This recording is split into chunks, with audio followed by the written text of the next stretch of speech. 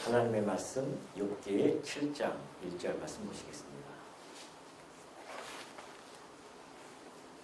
욥기 7장 1절입니다. 이 땅에 사는 인생에게 힘든 노동이 있지 아니하겠느냐.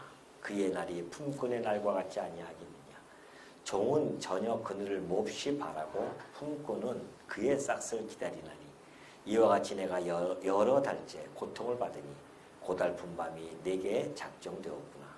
내가 누울 때면 말하기를 언제나 일어날까 언제나 밤이 갈까 하며 새벽까지 이리 뒤척 저리 뒤척 하는구나.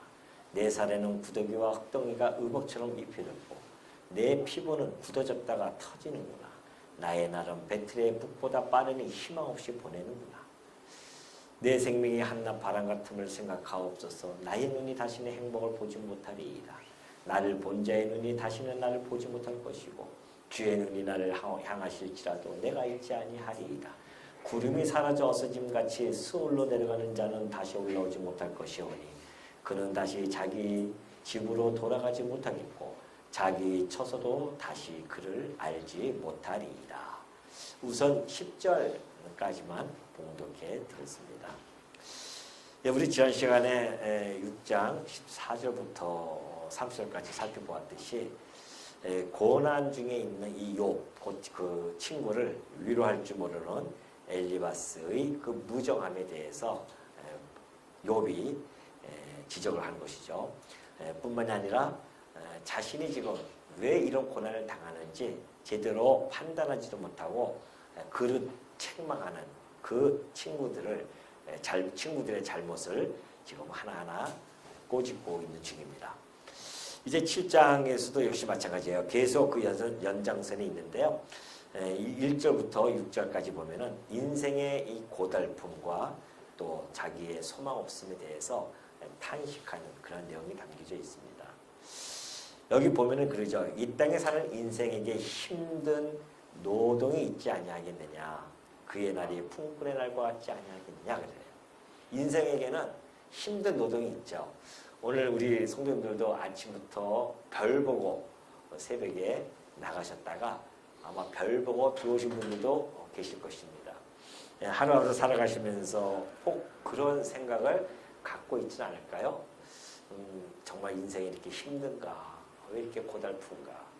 이렇게 밤낮 이렇게 내가 몸을 움직여 노동하지 아니하면 나 이렇게 먹지 못하고 있는가?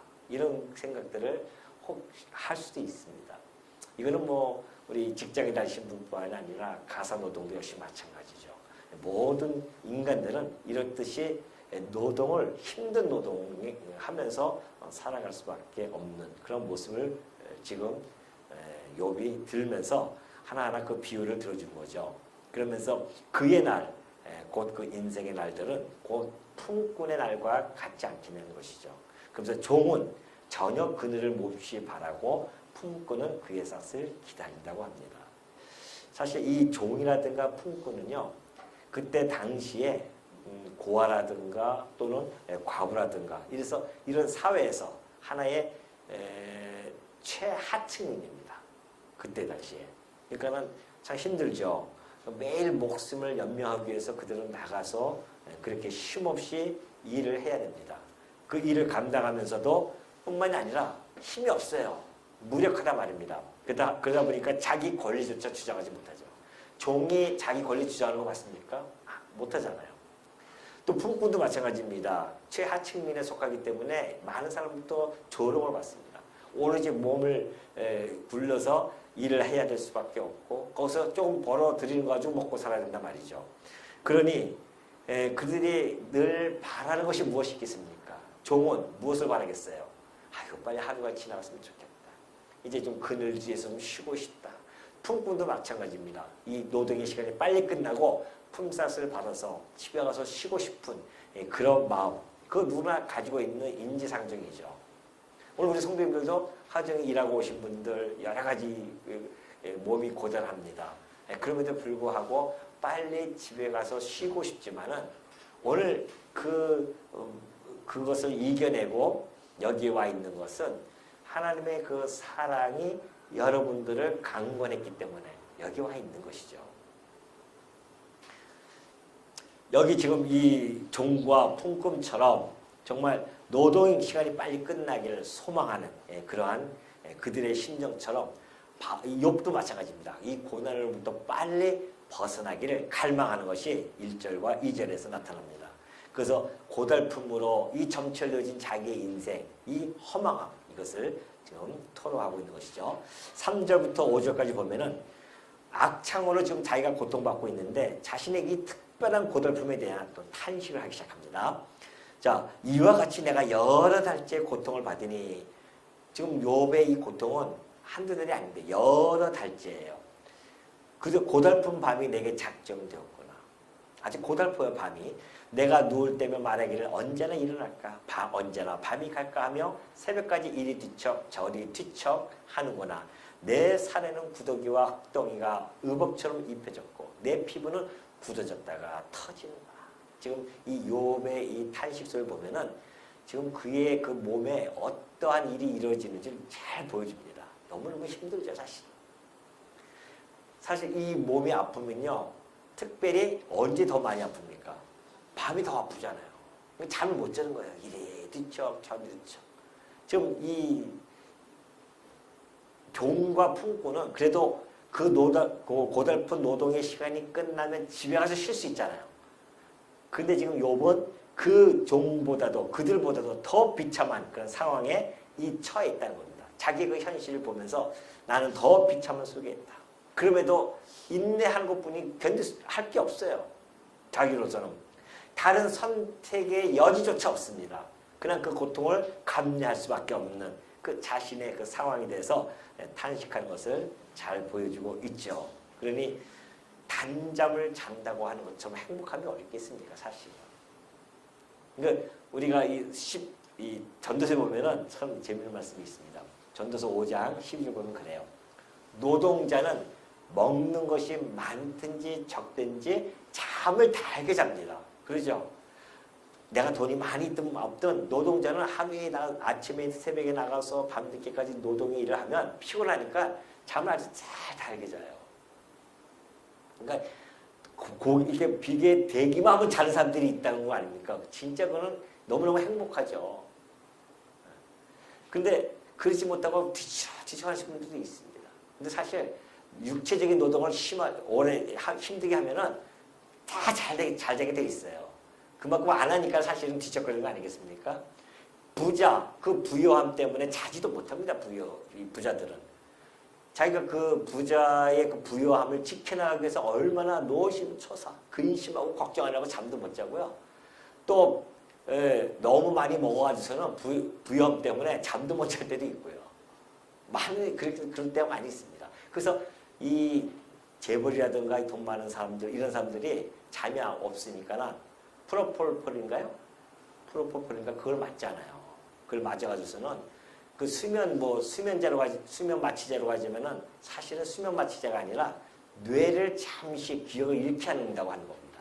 그러니까 하나의 마약류죠. 그걸 맞다 걸리면은 이제 처벌 받는 건데 재벌들이 그렇게 해서 잠이라도 자야 되니까. 그러니까 이 부요함이 너무 많아도 걱정거리가 많아서 별로 그렇게 좋지 않습니다. 그러니 차라리 먹는 것이 많든지 적든지 잠을 달게 자는 것처럼 행복한 건 없습니다. 그래서 사랑하는 자에게 잠을 주신다고 했던 그 시편의 기자처럼 다윗도 역시 마찬가지로 시편 4절 8절에 보면은 내가 평안히 눕고 자기도 한다고 합니다. 다윗도 참으로 어려움을 많이 겪었죠. 그럼에도 불구하고 자기는 평안히 눕고 잘 수가 있다는 겁니다. 왜 그럴까요? 자기를 완전히 살게 하시는 이는 오직 여호와라는 사실. 이 사실을 알았기 때문에 그래요.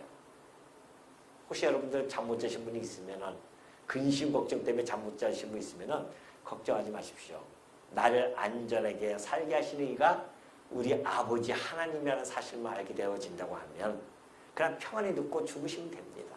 내일은 내일 걱정하셔요. 그 내일 자면서 내일까지 막 걱정하고 염려하고 근심하고 그래서 잠을 꼬박 새지 마시라는 거죠. 그러나 저처럼 가끔 잠 못 잘 때가 있어요. 그건 내가 근심 걱정해서 그런 것이 아니라 노화의 한 현상입니다. 삶이 늙어지니까 자꾸 잠이 안 올 때가 있거든요. 그런 거 외에는 우리가 근심하고 걱정하고 그것 때문에 막 그냥 백인잎을 적시면서 그래서 잠 못 자는 것은 그건 다 쓸데없는 일입니다. 우리가 전능하신 아버지를 전능하신 하나님을 아버지로 모시고 사는 우리들입니다. 그렇다고 한다면은 우리 안에 근심 걱정이 있다는 자체가 아버지에 대한 정말 모욕이죠. 아버지가 다 자녀를 갖다가 불꽃 같은 눈동자로 지켜보고 계시는데 뭐하러 염려 걱정하시나 말이죠. 꽉 막힌 어떤 앞날이 막혀가지고서는 앞이 안 보인다 할지라도요 염려하지 마십시오. 우리 아버지께서는 그 너머에 무엇을 하나 준비해놓고 우리에게 그걸 그 앞에 지금 집어넣은 상태라는 사실. 이스라엘 백성이 그렇지 않습니까? 홍해 앞에 왜 하필 홍해 앞으로 끌고 가시냐 말이에요. 하나님께서. 능력이 없어서 그렇겠습니까? 아니에요. 홍해 길을 준비해놓고 그 앞으로 끌고 가셨단 말입니다. 그걸 통해서 내가 너의 하나님이야. 이것을 보여주기 위해서. 염려하지 마. 광야 40년 염려하지 말라고 하는 거 아닙니까? 이제 광야 길로 들어가야 되는데 그걸 보여줬음에도 불구하고 그들은 염려하고 근심하고 걱정한단 말입니다. 먹을 것 때문에. 하나님에 대한 모욕이에요. 그래서 그들이 광야 40년 동안 다 죽어 나빠지는 겁니다. 오늘 우리 이 욥이 지금 처음에는 참 신앙을 잘 지켰지만은 욥의 이러한 탄식들을 보면은 그가 정말 그 하나님에 대한 전적인 의지함 이런 것들이 좀 많이 약화되어졌다. 우리 육신의 연약함이 그렇게 우리를 약하게 만듭니다. 사실은. 그럼에도 불구하고 우리는 이걸 통해서 우리가 무엇을 어떤 교훈을 얻고 여기서 무엇을 하나님께서 우리에게 주시는가, 말씀을 주시는가를 깊이 통찰할 필요성이 있습니다. 자, 6절에 넘어가면 그래요. 이제 자기 인생의 덧없음과 소망 없음에 대한 탄식을 하기 시작합니다. 6절에 보면은 나의 날은 배틀의 북보다 빠르니 희망 없이 보내는구나. 배틀의 북 아시죠? 배틀 보면은 이렇게 탁 하면 북이 확 치지 않습니까? 그래서 날줄과 씨줄을 딱딱 치면서 하나의 천을 만들듯이 순식간에 왔다 갔다 하죠. 그것처럼 자기의 날이 지금 그렇게 빨리 지나간다는 거 아니겠습니까? 바람 같다. 배틀의 북보다 빠르니 나의 날은 희망 없이 보내는구나. 희망이 없어요 지금. 당연하죠. 지금 욥은 지금 한치 앞을 내다볼 수가 없습니다. 그 고통 속에 이것이 뭐 내가 회복되어질 것 꿈도 못 꿉니다. 소망 없어요. 그 인생의 자기의 덧없음을 지금 이야기할 수밖에 없는 거죠. 그럼에도 불구하고 그 소망이 없는 곳에는 반드시 하나님의 구원의 역사가 있다는 사실을 욥이 깊이 통찰하지 못한 그러한 고백입니다. 사실 우리 역사 교회 성경의 그 역사를 보면은 수많은 우리 믿음의 선진들이 나타나는 걸 보면요, 그 엄청난 고난, 그 환난 속에서도 구원을 역사하시는 그 하나님을 바라보고 소망을 가진 자들이 많이 있잖아요. 다니엘도 그랬고요. 그 세 친구도 마찬가지입니다. 풀무불에 던져집니다. 그런데도 불구하고 그 풀무불에 던져짐을 그 환난 속에서도 그들은 하나님의 구원의 역사를 바라보고 더 나아가서는 그리 아니하실지라도라고 하는 그 놀라운 신앙적 고백이 그 세 친구들 다니엘과 더불어서 함께 있었던 거 아니겠습니까? 욥은 그러한 소망 없음을 오히려 그 소망 없는 곳에서 하나님의 구원의 역사를 발견해야 되는데 그걸 지금 놓치고 있는 것이 역력합니다. 참 우리가 그래서 희망이 없다고 하는 것은 덧없다고 생각하는 것은 목적지 없는 삶이라고 하는 것입니다. 삶의 목적지가 없으면요 정말 어떻게 보면은 덧없습니다. 목적지가 있어야 돼요. 영국의 어느 교수가 그랬다고 하지 않습니까? 대형 학술회가 있어가지고서는 어느 지역에 갔대요. 갔는데 이제 마차 시대였었으니까 마차를 그냥 급히 막 뛰어가면서 올라탄 거예요. 그리고 빨리 가자고 막 도축합니다. 그러니까 마부가 알았다고 해서 막 빨리 가기 시작합니다. 조금만 늦추면 더 빨리 가라고 막 하니까 막 빨리 가요. 근데 아무리 빨리 가도 이상하게 장소가 나오질 않아요. 그 교수가 묻습니다. 왜 이렇게 오래 가느냐 도대체. 그러니까 아니 목적지를 얘기해야 되지 무조건 빨리만 가라고 해서 나는 지금 빨리만 가고 있는 중이라고 그렇게 얘기했다는 거 아닙니까? 그게 무슨 이야기입니까 그게? 예? 아니 목적지를 모르면은 아무리 빨리 가도 그 시간은 다 덧없는 거예요. 정확한 목적지를 가지고서는 빨리 가더라도 빨리 가야 그것이 효과가 있는 거지. 아니 목적지도 모르면서 빨리만 가면 되냐 말이죠. 오늘 모든 많은 인생들이 그렇게 살아가고 있습니다. 하루를 얼마나 빨리 살아가는지 몰라요. 아침에 눈 뜨고 나갔다가 들어오고 자고 또 눈 뜨고 나갔다가 또 와서 자고 하루 얼마나 빨리 흐르는지 모릅니다. 그런데 자기가 가야 하는 목적지도 모르고 가는 경우가 참 많이 있습니다. 그러니 가면 갈수록 살아왔던 그 삶을 뒤안길을 돌아보면 뭐만 남겠냐 말이죠. 뭐가 남을까요? 허탄함만 남는 겁니다. 그래서 헛되다. 이 인생의 무상을 느낄 수밖에 없고 인생의 덧없음 그것을 느낄 수밖에 없는 겁니다. 그러나 오늘 우리들에게는 소망이 있잖아요. 우리는 목적지가 있단 말입니다. 우리가 주를 먹든지 마시든지 주를 위하여 살아가는 존재들이고 우리가 이 땅에 살아가는 맨 마지막에는 우리 주님이 거기 계시고요. 우리의 목적지가 거기 주님이 계시기 때문에 우리는 하루하루 힘있게 가는 거죠. 목적지를 향해서 올바르게 지금 우리는 가고 있지 않느냐 말이죠.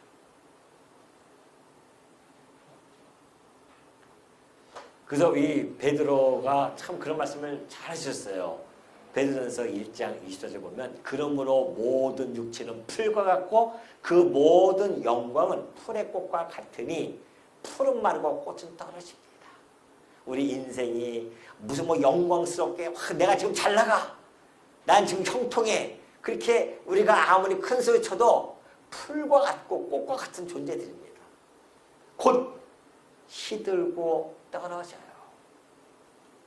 이 땅에서 아무리 어깨에 막 힘주고 뽕에 아주 그냥 의시되면서 자기 지금 형통함을 자랑하고 있는 사람 많이 있지 않습니까? 하루아침에 그 영광이 시들어지고 그 꽃이 떨어지는 거 얼마나 역사 속에서 많이 봅니까? 안 그래요? 그러니 그것을 그 육신의 영광을 바라보면서 살아가는 자들은 창피함을 당합니다. 반드시. 그러나 베드로가 얘기했듯이 오직 주의 말씀은 세세토록 있습니다. 주의 말씀은 세세토록 있어요. 그 세세토록 그 주의 말씀이 뭔가 세세토록 있는 주의 말씀은 뭔가 너희에게 전한 복음 이 말씀이라 해요. 우리가 받은 이 복음은 세세토록 있습니다. 이 세상 정말 끝날 때까지 그때까지 이 말씀은 세세토록 전달해질 겁니다. 놀라운 사건 아니겠어요? 놀라운 사실이죠. 앞으로 태어나지도 않을 모든 사들에게도 전할 복음이기 때문에 변함이 없이 이 말씀은 세세토록 있을 수밖에 없습니다. 그러니 이 말씀을 간직한 우리들도 세세토록 영원한 생명을 간직하게 된 거 아니겠습니까? 그래서 우리는 이 욥처럼 아무리 어떤 어려움이 온다 할지라도 이 6절처럼 나의 나는 배틀의 북보다 빠르니 희망 없이 보내는 거라고 하는 이 탄식 여기서부터 우리는 탈피할 수 있습니다. 왜? 왜 그럴까요? 우리에는 뭐가 있다? 하나님의 말씀이 있고 우리에게는 예수 그리스도가 있고요. 7절부터 이제 10절까지 보면은 21절 마지막 절까지 보면은 자신의 죽음을 예감해요. 이제 욥이 그러면서 하나님을 향한 원망 어린 절규를 하기 시작합니다. 그러면서 이제 10절까지가 곧 죽어 사라지게 될 운명에 처한 자신을 기억하지 못할 것이다라고 하는 탄식을 합니다. 7절 볼까요? 내 생명의 한낱 바람 같음을 생각하옵소서. 나의 눈이 다시는 행복을 보지 못하니이다. 나를 본 자의 눈이 다시는 나를 보지 못할 것이고 주의 눈이 나를 향하실지라도 내가 잊지 아니하리이다. 구름이 사라져 없어진 같이 수월로 내려가는 자는 다시 올라오지 못할 것이오니 그는 다시 자기 집으로 돌아가지 못하겠고 자기 처소도 다시 그를 알지 못하리이다. 그렇죠. 인간이 죽으면 어떻게 다시 돌아올 수 있겠습니까? 이 땅에 다시 살아서 올 수 없죠. 우리는 물론 부활은 있지만은 그건 좀 부활을 얘기하는 것이 아니라 욥은 내가 죽으면 다 잊어지고 없어질 거다. 내가 다시 돌아올 수 없다. 그걸 좀 자기가 이야기하는 거죠. 그러나 성도에게는요, 영생이 있습니다. 지금 이 죽음 앞에서 이렇게 지금 이 욥이 자기가 이 죽으면은 다시는 날 기억하실 사람도 없을 것이고, 그렇죠. 다시 자기가 잘 나갔을 때는 자기를 뭐 기억해주고 막 할 것 같았었는데, 당대의 훌륭한 자로서 많은 사람들이 기억해 줄 줄 알았는데, 지금의 형편에서는 누가 날 기억해 주겠느냐? 한탄할 수밖에 없죠.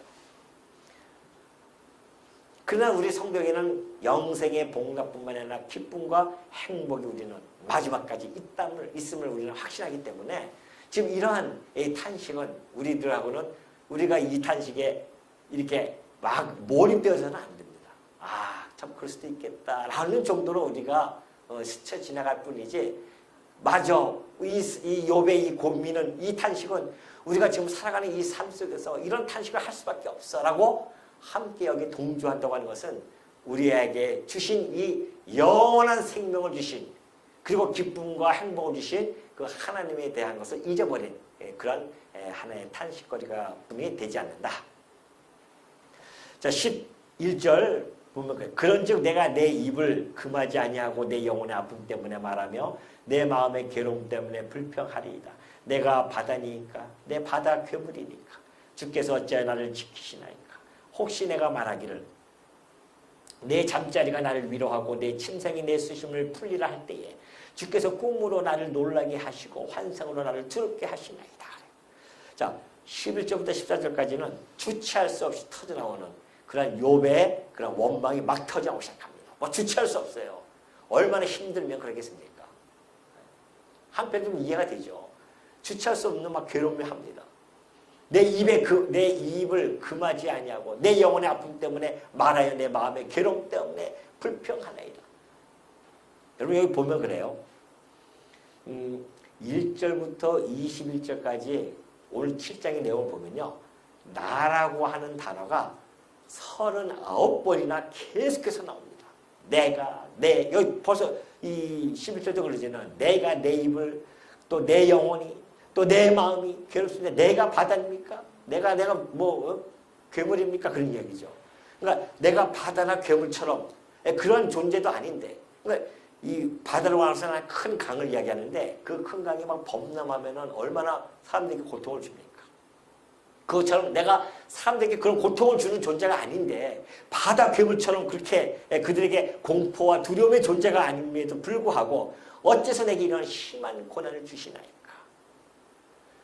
어째서 나를 이렇게 그런 자들처럼 그렇게 날 다스리고 있습니까? 라고 지금 항변을 한단 말입니다. 그래서 내가 잠을 통해서라도 이건 뭐는 다 잊고 싶어요. 그런데도 불구하고 그럴 때마다 하나님은 내게 악몽을 꾸게 해가지고서는 깨게 하고, 또 환상을 통해서 제대로 잠조차 잘 수 없도록 만드는 그 형편. 이거 어떻게 하면 좋습니까? 이거죠. 그러면서 나라고 내가 힘들다고 막 토로합니다. 그래서 사실 우리가 욥이 만약에 예수 그리스도를 만났던 사람이라고 한다면 이렇게는 안 할 겁니다.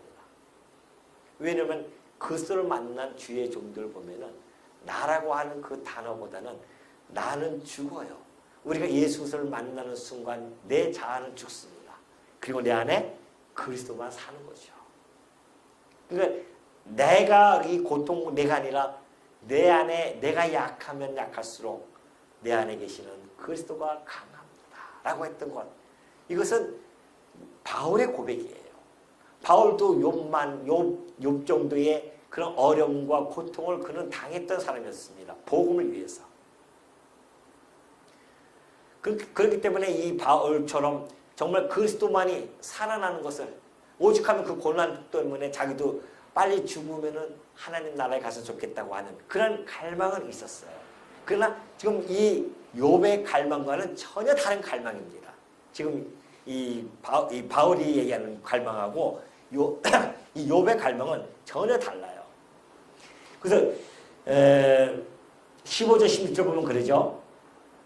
이런 거는 내 마음이 뼈를 깎는 고통을 겪느니 차라리 숨이 막히는 것과 죽는 것을 택하기 다르잖아요. 자기 죽는 것을 택하겠다. 내가 생명을 싫어하고 영원히 살기를 원하지 아니하노니 하오니 나를 놓으소서 내 날은 헛것이니이다. 아주 극심한 고통과 그 하나님의 간섭으로 인해서 내가 지금 이 죽음을 갈망하고 있나이다. 그래요. 나는 아무것도 아닙니다. 내 날은 헛것이다. 정말 그럴까요? 우리가 이 생명, 우리가 한 인간의 생명의 가치 판단은 인간이 하는 것이 아닙니다.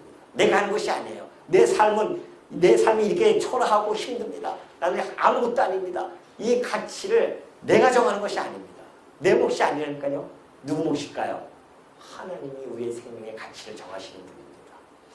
그러니까 이렇게 지금 이렇게 원망하고 토로하는 것은 사실은 어떻게 보면은 지금 욥의 그 육신적인 고통 때문에 그런 신앙적인 것이 많이 약화되었음을 잘 보여주고 있죠. 그 죽음을 너무나 지금 갈망하고 있습니다. 이 죽음을 갈망하는데 사실은 죽음의 갈망도 두 가지 종류가 있습니다. 욥처럼 지금 이렇게 욥처럼 이런 죽음의 갈망은 불의한 죽음입니다. 불의한 갈망이에요. 다시 말해서 현재의 삶에 대한 괴로움 때문에 이 현재 삶을 내가 포기하고 싶습니다. 그거는요. 현재 삶을 내가 포기하고 빨리 죽고 싶습니다 하는 그런 갈망이란 말입니다. 그러니까 죽음 자체를 갈망하는 거예요. 그러나 의로운 갈망이 있습니다. 죽음의 갈망도 의로운 갈망이 있다니까요. 그 의로운 갈망은 현재의 삶에 충실합니다. 내가 현재의 삶에 충실해요. 어떠한 어려움과 고통이 온다 할지라도 이 현재의 삶에 충실하면서 영원한 나라, 기업, 영원한 생명을 소망하면서 갈망하는 자들입니다. 그것을 갈망하는 거죠. 이게 의로운 죽음의 갈망입니다. 영원한 그 영생을 소망하는 것. 내가 비록 이 현재에 사는 것이 힘들고 어렵다 할지라도 수고로움이 있다 할지라도 이 현장 속에서 하나님의 뜻을 발견하고 하나님이 내게 목적하시는 바가 무엇인지를 깨닫고 이 현실에 충실하면서 살아가는 삶. 그러면서 동시에 우리는 죽음을 갈망하는 겁니다. 무슨 죽음? 영원한 생명이 있기 때문에 영원한 기업, 주 그리스도를 만나는 그 소망. 그러니까 바울이 내가 지금 죽어도 참 좋다. 이것이 의로운 갈망이란 말입니다. 왜? 그리스도와 함께 있으니 난 좋다. 그런 내가 지금 살아있어도 좀 좋다. 이거 아닙니까? 난 살아있어서 싫어가 아니에요. 내가 살아있어도 좋은 곳은 너희에게 복음을 전할 수 있어서 좋은 것이요. 이것이 성도가 죽음에 대한 갈망입니다. 그러니까 이 갈망도 전혀 다르다니까요. 불의한 갈망, 의로운 갈망. 우리 성도는 의로운 갈망을 살아가는 자들입니다. 그러니 하나님과 교통함으로 말미암아 삶의 의미를 발견한다고 한다면은 지금 이 욥처럼 내 날은 헛것입니다라고 그렇게 고백하지 않습니다. 이것은 하나님을 모르는 자들, 교통하지 않는 자들은 삶의 의미와 목적을 알 수가 없습니다. 발견할 수가 없어요. 그렇기 때문에 허망하고 가치 없는 삶으로 전락할 수밖에 없습니다. 성도는 그렇지 않습니다. 성도는 하나님과 교통하는 자입니다. 하나님으로부터 영원한 생명을 부여받은 자들이에요. 그렇다고 한다면은 내 날이 헛날이 아니라니까요. 내가 예수 그리스도를 만나서 내 삶의 가치를 부여받기 전까지의 모든 삶이 헛것입니까? 아니라니까요. 하나님을 모르고 살았던 그 삶조차도 내게는 하나님을 만나기 위한 과정이었기 때문에 가치움이 있는 겁니다. 내가 지금 어떠한 극한 고난 속에 있다 할지라도 그 날이 정말 여러 날 동안 막 그런 찾아오는 사람도 없이 고통 속에서 조롱과 멸시 속에 혹 있다 할지라도 그 삶이 가치롭지 않다고 누가 얘기할 수 있겠냐 말이죠. 하나님을 모르는 사람들은 그렇게 얘기할 수 있습니다.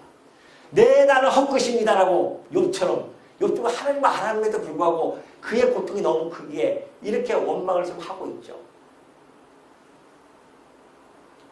그럼에도 불구하고 지금 욥은 훗날 하나님으로부터 얻게 되어지는 그 회복의 역사를 모르기 때문에 지금 고난 자체에 함몰되어져 있는 욥의 모습을 우리는 마주하고 있는 겁니다. 고난에 함몰하면 안 됩니다. 현실에 함몰되어져 있으면 안 돼요. 어떠한 상황에 함몰되어진 자들은 이렇게 바라볼 수밖에 없다니까요. 욥이 지금 그 고난에 함몰되어져 있으니까 처음에는 하나님 주시는 자도 하나님이요 거둬가시는 자도 하나님이십니다. 이런 신앙적 고백했던 분이 이렇게 지금 여러 가지 고난에 함몰되어져서 이렇게 빠져나가는 겁니다. 그러나 그가 훗날 하나님의 회복이 있다가 하나님의 회복을 준비해놓고 나에게 이런 고난을 주신다는 걸 안다고 한다면, 그 하나님의 웅대한 그 계획 섭리를 안다고 한다면 그는 이러한 7장의 내용을 기록하지, 토로하지 않았을 것입니다. 그러니 오늘 우리는 하나님의 그 웅대한 계획을 알잖아요. 세상의 시작과 세상의 종말을 아는 자들입니다. 그리고 그 후에 하나님께서 우리에게 베푸실 그 영광을 우리는 아는 자들이에요. 그러니까 우리는 더더욱 이 땅에 살아가면서 어떠한 고난이 온다 할지라도 여러분이 내 날은 헛날이라고 그렇게 고백하지 않냐고. 그 어떠한 날도 내게는 가치로운 날이었다. 내 삶의 가치로움을 내 삶 전체에 부여할 수 있는 이것이 우리에게 주신 신앙의 감정이 아니겠습니까?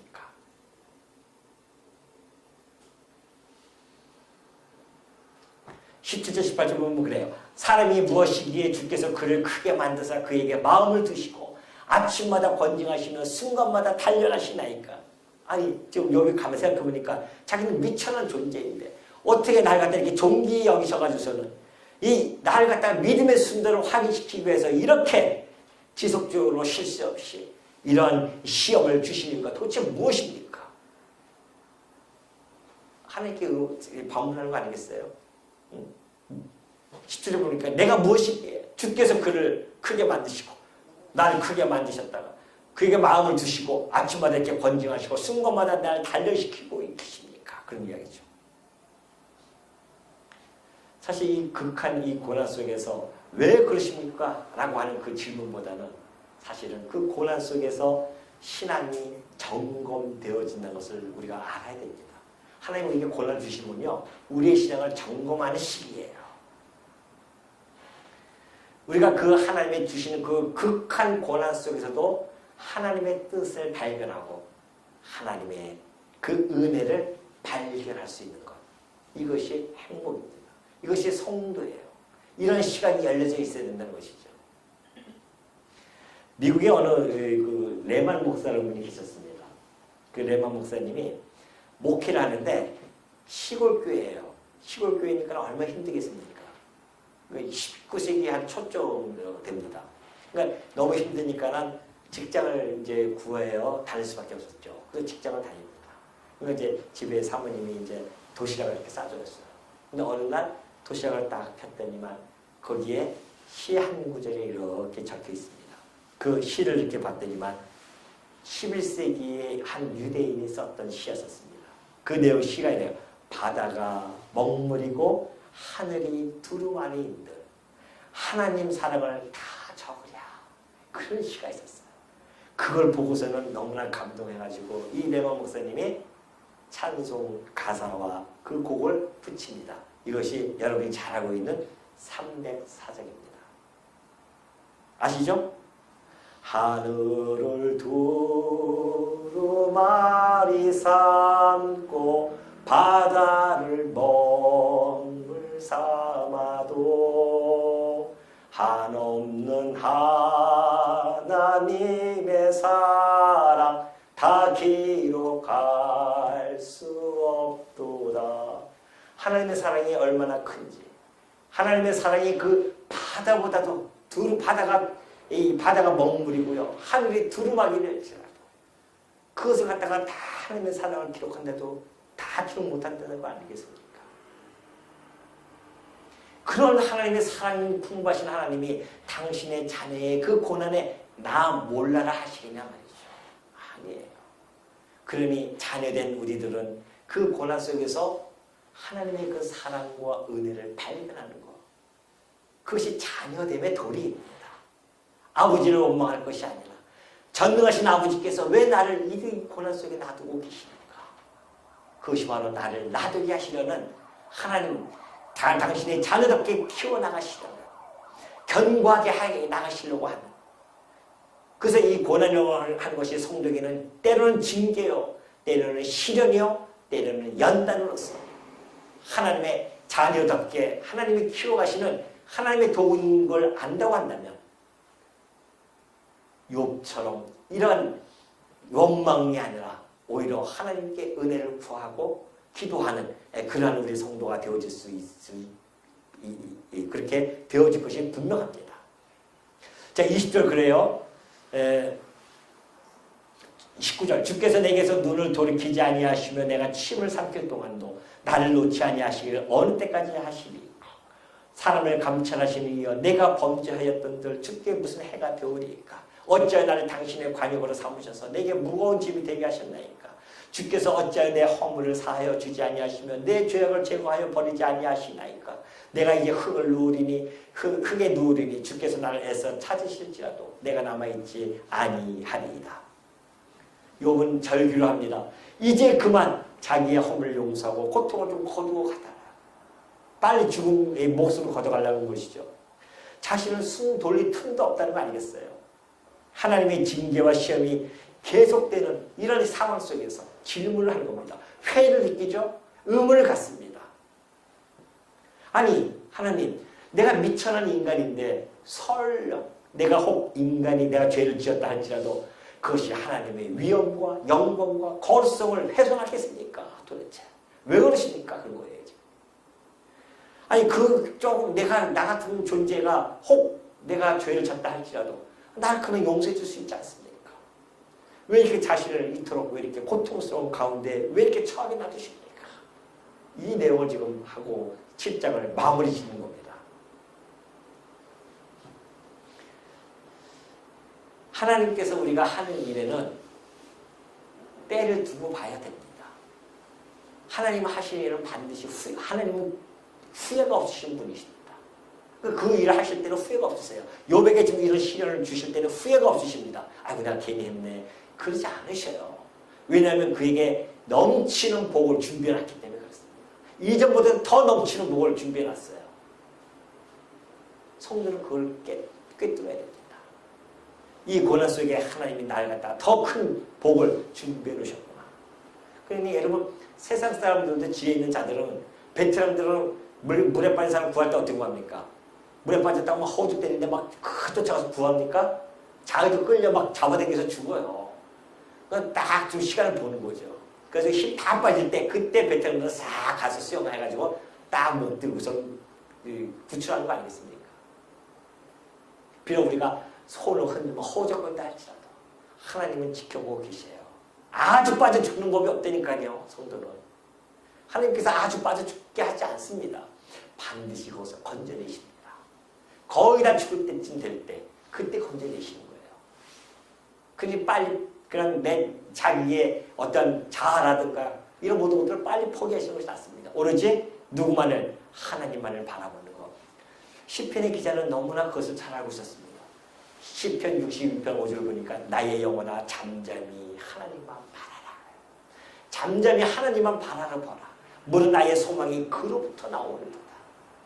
성도는 어떤 고난이 있으면 잠잠히 누구만 바라봐요? 하나님만 바라봐야 됩니다.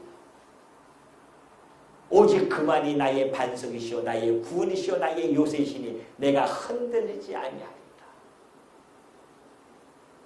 우리 하나님만이 우리의 반석이십니다. 하나님만이 우리의 구원이시에요. 하나님만이 우리의 요새이십니다. 우리는 그 하나님을 아버지로 섬기는 자들이에요. 그러니 우리는 흔들리지 않습니다. 그런 여러분들 어떤 고난, 어려움이 혹시 여러분에 온다 할지라도 거기에 함몰되지 마시고요. 원망하거나 또는 그것을 해석을 못해가지고서는 괴로워하지 마시고 그 안에서 고난 속에서 하나님의 그 손길, 곧 은혜의 손길, 사랑의 손길 뿐만 아니라 하나님의 뜻을 발견함으로 말미암아 이 고난조차도 진정한 내 삶의 가치가 있음을 깨닫는 주의 종들이 되어지시기를 당부드립니다. 주의